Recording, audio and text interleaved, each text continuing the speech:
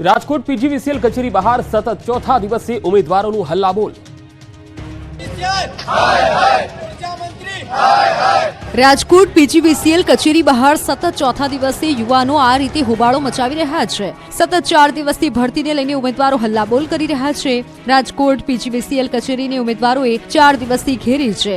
4 રાતથી કચેરી બહાર બેસી ઉગ્ર વિરોધ પ્રદર્શન કરી રહ્યા છે। આરટીઆઈમાં બતાવવામાં આવેલ ભરતી પ્રક્રિયાને તાત્કાલિક કરવાની માંગને લઈને ઉમેદવારો રાત અને દિવસ પીજીવીસીએલ કચેરીના મુખ્ય ગેટ પાસે બેસી ધરણા કરી રહ્યા છે।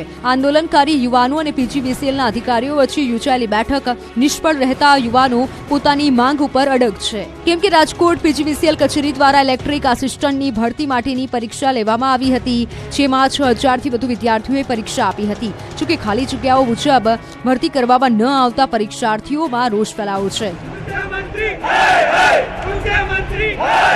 મુખ્ય ઇજનેરને રજૂઆત કરી કે આરટીઆઈમાં મળેલ માહિતી મુજબ 8 ડિવિઝનમાં 361 જગ્યાઓ ખાલી હોવા છતાં ભરતી કેમ નથી થતી।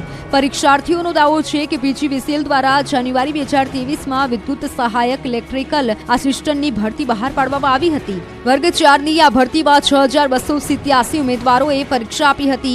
જીએસઓ 4ની ભરતી બાબતે 46 ડિવિઝનમાં આરટીઆઈ કરી હતી, જેમાંથી માત્ર 8 ડિવિઝન દ્વારા જવાબ આપવામાં આવ્યો હતો અને તેમાં 361 જગ્યા ખાલી હોવાનું સામે આવ્યું છે, જેથી જગ્યાઓ ખાલી હોવા છતાં શા માટે ભરતી કરવામાં નથી આવતી।